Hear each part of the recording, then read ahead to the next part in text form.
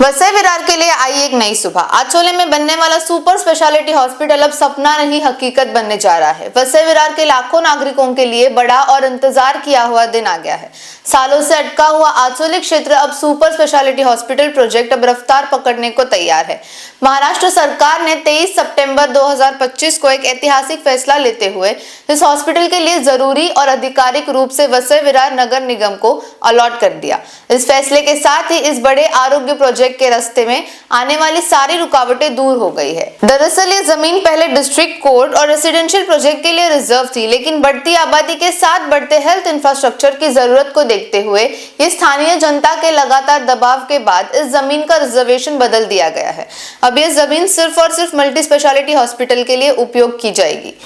Hospital की खासियत 400 beds वाला आधुनिकतम मल्टी स्पेशलिटी हॉस्पिटल, 28 से 30 लाख लोगों को मिलेगी एडवांस्ड हेल्थ फैसिलिटीज, भविष्य में यहाँ मेडिकल कॉलेज शुरू करने की भी योजना और 250 करोड़ के प्रोजेक्ट में से 25 करोड़ पहले ही रिलीज किए जा चुके हैं। लेकिन जमीन ट्रांसफर ना होने के कारण अब तक 2 बार भूमि पूजन होने के बावजूद कंस्ट्रक्शन का काम शुरू हो नहीं पा रहा। अब सरकार ने जमीन निःशुल्क में नगर निगम को दे दी है, लेकिन एक स्पष्ट शर्त के साथ। इसका उपयोग सिर्फ हॉस्पिटल के लिए ही होगा और किसी भी प्रकार के अतिक्रमण को नहीं होना चाहिए।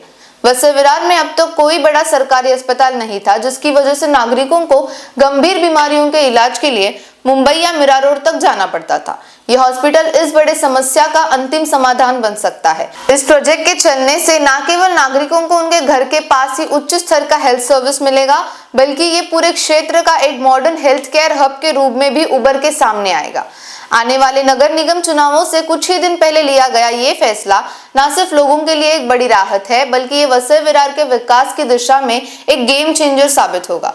इस महत्वपूर्ण निर्णय की जानकारी विधायक स्नेहा दुबे जी ने अपने सोशल मीडिया के प्लेटफॉर्म के जरिए शेयर करते हुए महाराष्ट्र सरकार और मुख्यमंत्री श्री देवेंद्र फडणवीस का दिल से आभार व्यक्त किया है।